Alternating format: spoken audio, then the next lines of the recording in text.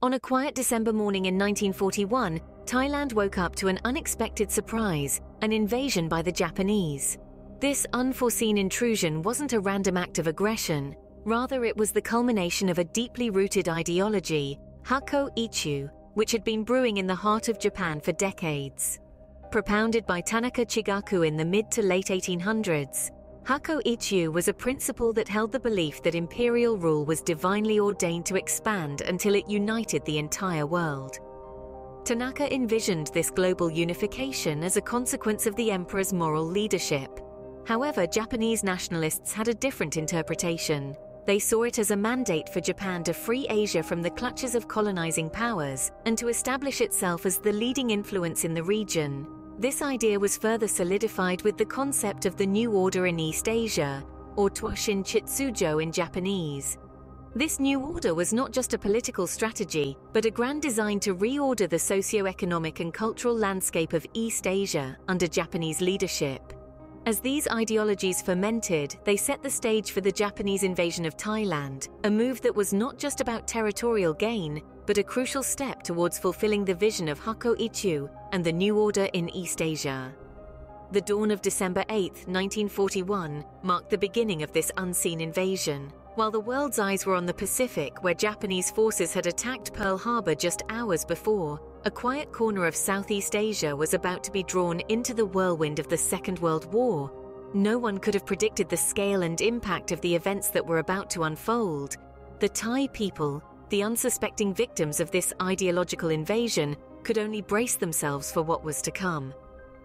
As the sun rose on December 8, 1941, Thailand braced itself for an unforeseen conflict. The first light of day brought with it the thunderous roar of war. As dawn broke on the 8th of December 1941, the tranquility of the Thai border was shattered by the arrival of the Japanese 25th Army. This was not a friendly visit. This was an invasion, a surprise attack that sent shockwaves through the region. The Japanese forces, under the command of Lieutenant General Tomoyuki Yamashita, had marched into Thailand without warning. Their mission? To use Thailand as a launching pad for their impending invasion of Malaya and Burma. This was a strategic move, a chess play in the theatre of war, and Thailand was the unwitting pawn. Caught off guard, the Thai military and government were thrown into disarray. There was no time for negotiation, no opportunity for diplomacy. The Japanese had arrived unannounced and with overwhelming force. They were here to stay, and they made their intentions clear. The Thai forces, under the command of Field Marshal Plaek Phibunsongkhram, did their utmost to resist. They fought bravely, standing their ground against an enemy that was far superior in numbers and firepower. Yet despite their courage, they were woefully outmatched. The Japanese forces advanced quickly, capturing key strategic points and pushing the Thai forces back. Meanwhile, the Thai government, led by Prime Minister Phibun, was grappling with a difficult decision. Should they continue to resist, potentially leading to a full-scale war and devastating loss of life? Or should they capitulate, allowing the Japanese to use Thailand as a staging ground for their wider invasion of Southeast Asia? Throughout the day, the sound of gunfire and explosions echoed across the Thai landscape, a stark reminder of the conflict that had erupted on their doorstep. The Thai forces fought valiantly, but they were fighting a losing battle. The Japanese were relentless, their invasion swift and brutal. Despite their efforts, the Thai forces were ill-prepared for an invasion of this scale. This was the dawn of conflict, a conflict that would have far-reaching consequences, not only for Thailand but for the entire Southeast Asian region. In a small town named Prachuap Khiri, a fierce battle was about to unfold. In the heart of Thailand, nestled between mountains and sea, lay the airfield of Prachuap Khiri. On December 8, 1941, the unassuming town became the stage for a critical encounter. The Battle of Prachuap Khiri was not merely a conflict, it was a testament to courage in the face of overwhelming odds. As the sun rose, the Japanese forces moved in, their objective clear: seize the airfield. The Thai forces, vastly outnumbered, braced themselves for the onslaught. Yet they were not daunted. Their resolve was as firm as the ground they stood on. The battle commenced with a Japanese aerial bombardment. The Thai airfield, the heart of their defense, was under attack. But the Thai forces retaliated with a fierce spirit. They defended their airfield valiantly, their determination echoing in the gunfire that filled the air. The Japanese forces, expecting an easy victory, were met with resistance they hadn't anticipated. The skirmish turned into a drawn-out battle. The Thai forces, despite their limited resources, held their ground. Their tenacity was a beacon in the darkness of war, a symbol of their unwavering dedication to their homeland. The airfield of Prachuap Khiri Khan was not just a strategic location, it was a symbol of Thai spirit and resilience. But the Japanese forces, with their superior numbers and firepower, slowly but surely gained the upper hand. The Thai forces fought bravely, but the tide of the battle was turning against them. With every fallen Thai soldier, the hope of victory dimmed, yet they fought on, their spirit unbroken. Their bravery in the face of certain defeat was a testament to their indomitable will. They fought not just for Prachuap Khiri Khan, but for the very soul of Thailand. The battle ended with a Japanese victory, but the Thai forces had put up a brave fight. Their courage and determination, against insurmountable odds, etched the Battle of Prachuap Khiri Khan into the annals of history, a poignant reminder of the spirit of resistance in the face of overwhelming force. Faced with the might of the Japanese forces, Thailand had no choice but to surrender. The Thai government, under the leadership of Prime Minister Prachuap, had initially hoped to maintain a stance of armed neutrality, but the relentless onslaught of the Japanese military proved too formidable. On the 8th of December 1941, just hours after the invasion commenced, Thailand capitulated. The conditions of the surrender were shrouded in a cloak of diplomatic maneuvering. The Thai government agreed to allow the Japanese free passage through the country in order to invade the British-held Malaya and Burma. In return, Thailand was promised territories in those regions once they were captured. It was a bitter pill to swallow, but it was seen as a necessary compromise to preserve the sovereignty of the nation. Following the surrender, the Japanese occupation of Thailand began. It was a period marked by a delicate balancing act between cooperation and resistance. The Thai government, while formally allied with Japan, sought to mitigate the impact of the occupation on its people. The Japanese presence in the country was palpable and invasive. Troops were stationed across Thailand, their presence a constant reminder of the nation's predicament. The people of Thailand, while outwardly compliant, harbored a growing resentment towards their occupiers. The everyday life was disrupted, the economy was strained, and resources were stretched thin, yet the Thai spirit remained unbroken. The occupation also had a profound impact on the political landscape of Thailand. It forced the government to engage in a diplomatic tightrope walk, maintaining a delicate balance between appeasing the Japanese and protecting Thai interests. The government's collaboration with the Japanese was viewed with suspicion and resentment by many Thais, further deepening the divisions within the country. Despite the hardships and challenges, the Thai people persevered. They held on to their culture, their identity, their pride in the face of adversity. They navigated the complexities of life under occupation with resilience and resourcefulness, their spirit indomitable. The land of smiles was now under the shadow of the rising sun, yet even in the darkest of times there was hope. For every sunset there is a sunrise, and for Thailand the dawn was just over the horizon. Not all Thais accepted the Japanese occupation quietly. As the reality of occupation set in, the seeds of resistance began to sprout. The Free Thai movement, or Seri Thai, was born out of this spirit of defiance. It was a secret underground network of dedicated patriots, committed to sabotaging the Japanese war effort and aiding the Allies in any way they could. The formation of the Free Thai movement was largely the brainchild of Pridi Banamyong, a key figure in Thai politics. From within the government, he reached out to the Allies, pledging support and cooperation. The movement was not just confined to Thailand. Overseas, students and diplomats, most notably Seni Pramoj, the Thai ambassador to the United States, also played crucial roles. The Free Thai movement undertook a range of activities, from intelligence gathering to sabotage. They relayed vital information to the Allies, disrupted Japanese supply lines, and even helped rescue Allied prisoners of war. The movement's efforts, however, were not without their risks. Members lived in constant fear of exposure and the brutal reprisals that would inevitably follow.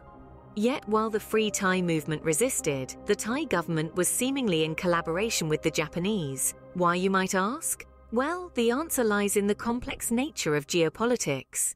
The government, led by Field Marshal Prachuap, saw collaboration as a pragmatic choice. It was a means to preserve Thailand's sovereignty and avoid the full brunt of occupation.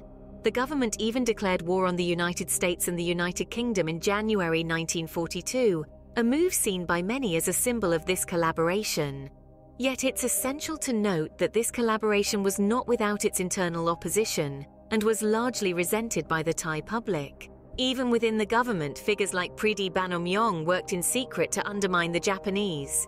The occupation was a time of both resistance and collaboration, a complex chapter in Thailand's history. The courage of the Free Thai movement stands as a testament to the indomitable spirit of the Thai people, while the government's collaboration reminds us of the difficult choices nations often face in times of war. The Japanese hold on Thailand would not last forever.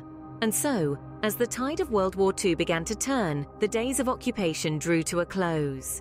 The year was 1945. The Allied forces were closing in, gaining momentum, and just as the Japanese Empire had rapidly expanded, it found itself receding at an equivalent pace. The end of the occupation was triggered by Japan's surrender, a decision that followed the devastating bombings of Hiroshima and Nagasaki. This marked the conclusion of World War II, and with it, the end of Japanese rule in Thailand. But the story doesn't end there. The aftermath of the occupation for Thailand was a complex tapestry of consequences. The nation had suffered under the yoke of foreign rule, its sovereignty compromised, its resources strained. Yet it had managed to avoid the worst of the war's destruction, unlike many of its neighbors. The immediate aftermath saw a return of the Thai government to power, but the legacy of the occupation continued to shape the nation's destiny. The surrender of Japan and the end of the occupation left a power vacuum that the Thai government needed to fill quickly to prevent further instability. The reinstatement of sovereignty brought a wave of nationalism that swept through the nation.